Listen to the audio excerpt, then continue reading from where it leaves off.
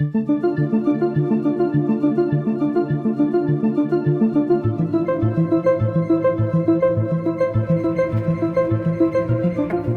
ओए ओए आ जाओ यार।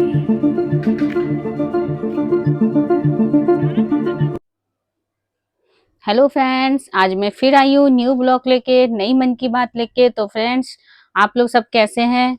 अच्छे ही होंगे, आशा करती हूँ सभी बढ़िया होंगे। तो फ्रेंड्स देखिए, मौसम काफी चेंज हो गया है। अब मौसम में ठंडापन आ गया है। पहले जैसी गर्मी, वैसी गर्मी अब रही नहीं है। तो त्योहारों का भी मौसम शुरू हो गया है कि आप लोगों के घर में कैसे कैसे त्योहारों की तैयारी हो रही है, प्लीज मुझे बताइएगा। तो चलिए फ्रेंड्स, सबसे पहले मैं आज आपसे एक छोटी सी मन की बात शेयर करती हूँ।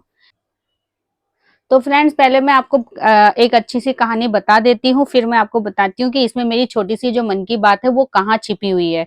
तो मन की बात ये ऐसी है, इस टाइप से कि देखिए, एक छोटी सी लड़की है, बहुत ही सुंदर सी एक प्यारी सी बच्ची है। ये हुआ है कि वो जन्म से ही उसका जो है पाँव जो है बचपन से ही काम नहीं करता है, चलता नहीं है उसका पाँव, तो वो व्हील चेयर में ही रहती है वो बच्ची। अब बच्ची है, बच्चों का मन तो लगता है कि खेलने कूदने में। जहां वो और बच्चों को खेलते हुए देखती है और बच्चों को कूदते हुए देखती है, तो उसका भी मन होता है कि मैं भी कूदूं, मैं भी उछलूं, पर वो उछल नहीं पाती थी, कूद नहीं पाती थी। तो वो बैठे बैठे ना भगवान को बहुत कोसती थी कि भगवान, तुमने मेरे को ऐसी सजा क्यों दी है, मुझे जन्म से ही तुमने ऐसा क्यों बनाया है। तो वो क्या करती थी लड़की ना, ऊपर वाले कमरे में ना उसकी खिड़की थी, उसी खिड़की से वो वहां पे नजारा देखती रहती थी। वहां से बहते हुए नदियां देखती थी, ठंडी ठंडी हवाओं का एहसास लेती थी, पेड़ पौधे देखती थी। उसे वो खिड़की बहुत पसंद थी। बचपन से वो खिड़की में से वहां से देखना बहुत पसंद करती थी, क्योंकि बेचारी कुछ कर तो पाती नहीं थी, चल फिर नहीं पाती थी, तो इसलिए वो खिड़की के पास ही बैठी रहती थी। तो वहीं से वो छोटे बच्चों को खेलते हुए देखती थी मैदान में। पेड़ पौधे के आसपास बच्चे सब खेलते रहते थे, उछलते रहते थे, कोई छुपन छुपाई खेल रहा है, कोई भाग रहा है, दौड़ रहा है। तो उसका भी मन बहुत ना विचलित सा होता था, तो उन बच्चों को देख देख के वो खुश होती थी वहीं से ही बैठ के। तो उसकी माँ जब उसको खाना वाना खिला के जब तैयार व्यार कर देती थी, तो उसकी माँ भी उसी खिड़की के पास बच्ची को बिठा देती थी कि उसका मन लगा रहे। तो एक बार क्या हुआ, जब वो खिड़की से देख रही थी पेड़ पौधे, बहुत ही तेज हवाएं वो जब देख रही थी, तो एक टाइम ऐसा हुआ, बहुत तेज बादल गरजा और बहुत मतलब धूप भी थी और बहुत तेज बारिश भी आई। तो उसे अच्छा लग रहा था, वो देख रही थी।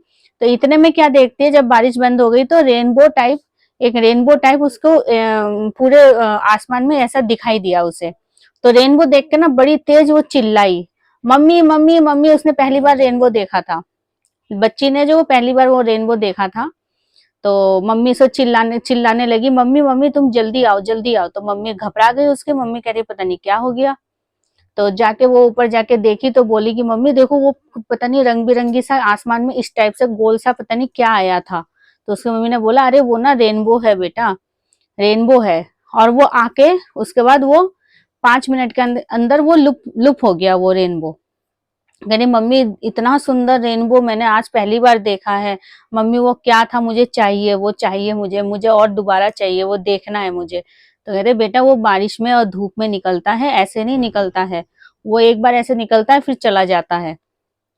तो बेचारी बहुत दुखी हो गई, उसका मन ना उदास हो गया उस रेनबो को देखने के लिए। तो वो दोबारा मतलब मन में आशा करने लगी कि मुझे ऐसा रेनबो दोबारा से दिखे। तो मम्मी से बोलती थी, मम्मी कब दिखेगा, अब कब दिखेगा। तो उसकी मम्मी भी समझाती थी, अब क्या समझाएगी अपने बेटे को, बेटी को, बेटी भी मतलब बहुत ही मन उदास हो गया उसका। तो थोड़ी दिनों बाद क्या हुआ, फिर वैसे ही धूप और बारिश आई। तो उसको पता था कि आज मुझे रेनबो दिखेगा, ऐसे धूप में जब बारिश आ रही है तो आज भी मुझे रेनबो दिखेगा।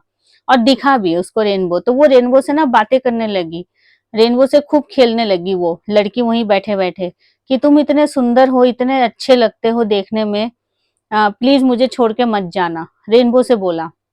तो रेनबो भी उसे समझाने लगा कि देखो, मुझे जाना तो पड़ेगा, क्योंकि मेरी जो जीवन आयु है बस इतनी सी ही है। बस 5 मिनट की मेरी जीवन आयु है, मैं 5 मिनट के लिए दिखता हूँ, 5 मिनट में मैं चला जाता हूँ।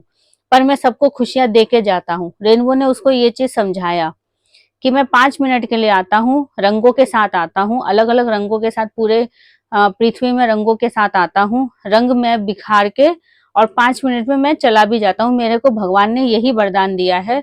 मेरी जो आयु है बस इतनी सी आयु है और मैं इतने में ही खुश होता हूँ, क्योंकि मैं सबको खुश रखने की कोशिश करता हूँ। रेनबो ने ये चीज छोटी सी बच्ची को समझाया। तो वो जो छोटी सी बच्ची थी ना, बहुत समझदार थी, तो वो इस बात को बहुत अच्छे से समझ गई। तो रेनबो तो चला गया।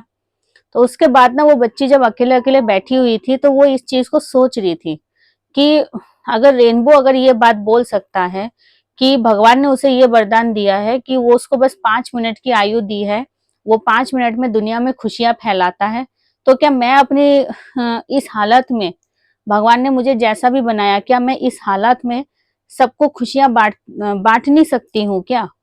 तो वो इस चीज को बहुत गहराई से सोची। तो उसके बाद उसने क्या किया, अपने माँ से रिक्वेस्ट करने लगी कि मुझे उन बच्चों से मिलना है जो बच्चे बाहर खेलते हैं।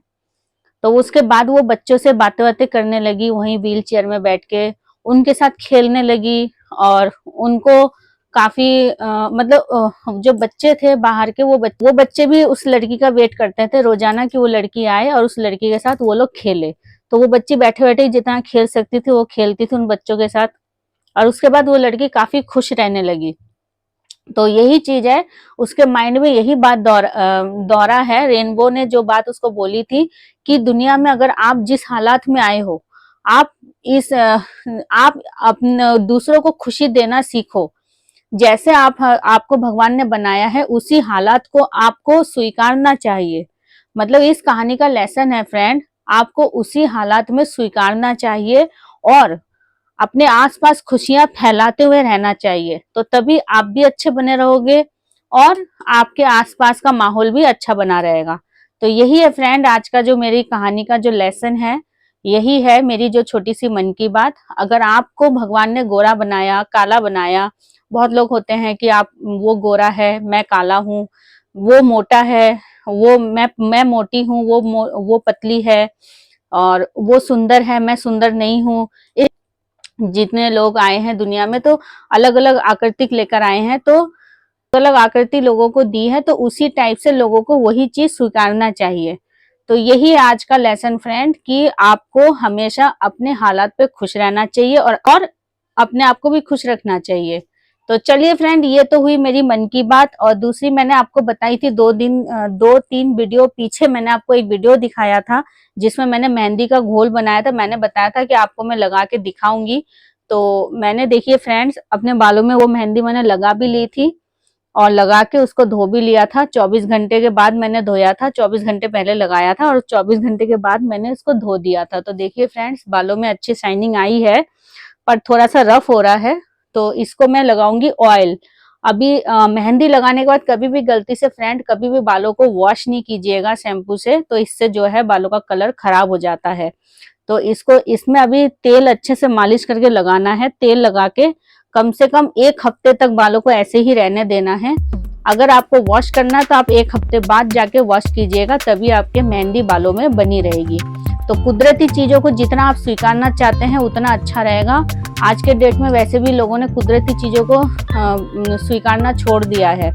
आज के डेट में लोग ऑर्डिनरी चीजें लाते हैं, कलर लाते हैं बालों में लगाने का, या फिर कई तरह की ऐसी चीजें हैं दुकान से खरीद के लाते हैं। कुदरती चीजों को छोड़ ही दिया। मुंह में लगाने का क्रीम लाते हैं, फेस पैक भी आजकल फेस पैक भी तैयार मिलता है मार्केट में, तो फेस पैक भी तैयार ले आते हैं। तो ये सब चीजें छोड़ के ना फ्रेंड्स कुदरती चीजों को लीजिए। कुदरती चीजों से कभी भी किसी का कोई नुकसान नहीं होता है। मैं हमेशा कुदरती चीजों पे विश्वास करती हूँ और कुदरती चीजों से अच्छा भी होता है, सस्ता भी है, अच्छा भी है। तो चलिए फ्रेंड आज के लिए इतना ही है। कल मैं फिर आती हूँ आपसे कुछ न्यू ब्लॉग लेके और कुछ अच्छी बातें लेके। तो चलिए फ्रेंड आज के लिए बाय।